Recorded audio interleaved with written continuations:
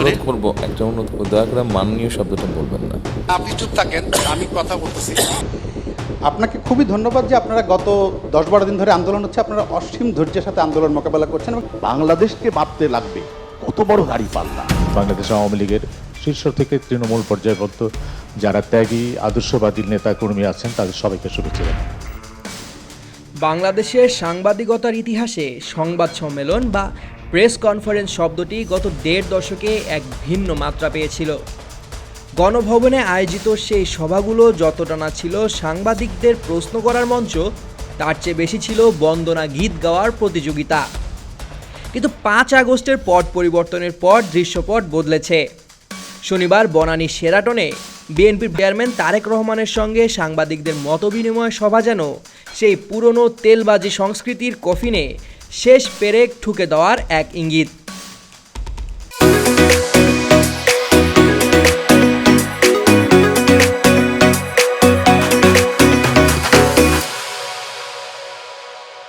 অতীতের সংবাদ সম্মেলনগুলোর চিত্র ছিল ভিন্ন।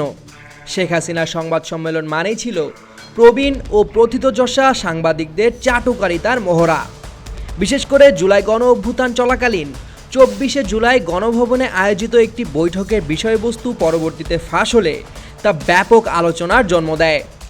অভিযোগ রয়েছে, এডিটর্স গিল্ডের ব্যানারে আয়োজিত সেই বৈঠকে 37 জন জ্যেষ্ঠ সাংবাদিক উপস্থিত ছিলেন, যেখানে গণমাধ্যমের কৌশল নির্ধারণের নামে ডক্টর ইউনূসের বিরুদ্ধে আইনি পদক্ষেপ এবং আল জাজিরা সম্প্রচার বন্ধের মতো বিতর্কিত পরামর্শ দেওয়া হয়েছিল বলে জানা যায়।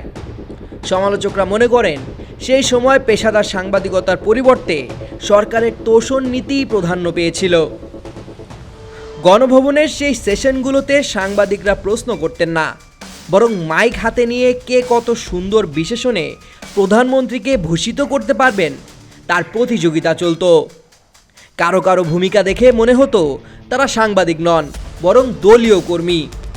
সম্প্রতি প্রধান উপদেষ্টার ভেরিফাইড ফেসবুক পেজ থেকে প্রকাশিত এক পোস্টারেও তৎকালীন গণমাধ্যম পরিস্থিতিকে এভাবেই চিত্রিত করা হয়েছে। হাসিনার মিডিয়া মানেই ছিল তেলের ড্রাম, সেখানে সত্য চাপা পড়ে যেত স্থাবকতার আড়ালে। এর ঠিক বিপরীত চিত্র দেখা গেল তারেক রহমানের মতবিনিময় সভায়।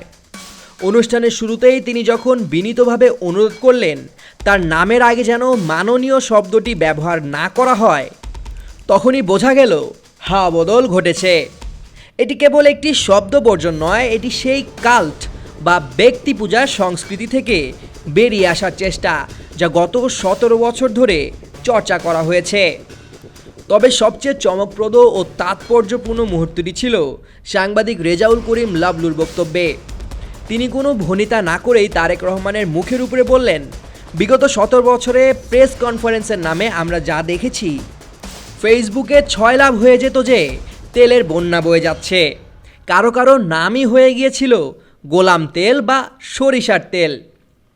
লাবলু এখানেই থেমে থাকেননি। তিনি সরাসরি তারেক রহমানকে সতর্ক করে বলেন, রাজনীতিতে আপনার দলের নেতাকর্মী ও তেলবাজ সাংবাদিকরা আপনাদের বিভ্রান্ত করে, এই তেলবাজদের থেকে সাবধানে থাকবেন। হাসিনার সময় কোনো সাংবাদিকের সাহস ছিল না মুখের উপর এমন সত্য কথা বলার, বরং প্রবীণ সম্পাদকরা ব্যস্ত ছিলেন তাকে খুশি করতে।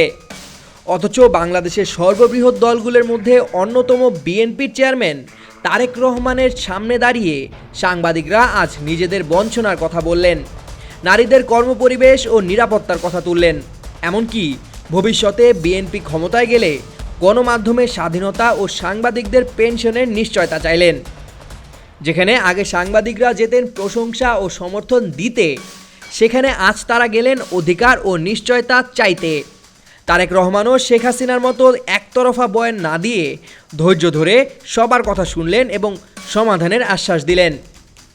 গণভবনের সেই সংসম্মেলন আর শেরাটনের এই মত বিনিময় দুটি ভিন্ন যুগের সাক্ষী। এক পক্ষ ডুবেছিল তোষামতিতে, যা শেষ পর্যন্ত তাদের পতনের কারণ হয়েছে। অন্য পক্ষ শুরুতেই সতর্কবার্তা পেল, তেলবাজি নয়, নীতিনিষ্ঠাই হোক আগামীর পথ। সাংবাদিকরা আজ নেতাকে অন্ধভাবে সমর্থন না করে বরং তাকে আয়না দেখানোর সাহস দেখালেন। এটি যদি অব্যাহত থাকে তবেই হয়তো বাংলাদেশের সাংবাদিকতা তার হৃত গৌরব ফিরে পাবে বলেই মনে করছেন মিডিয়া সংশ্লিষ্টরা। সামিউল জয়, 21 টেলিভিশন।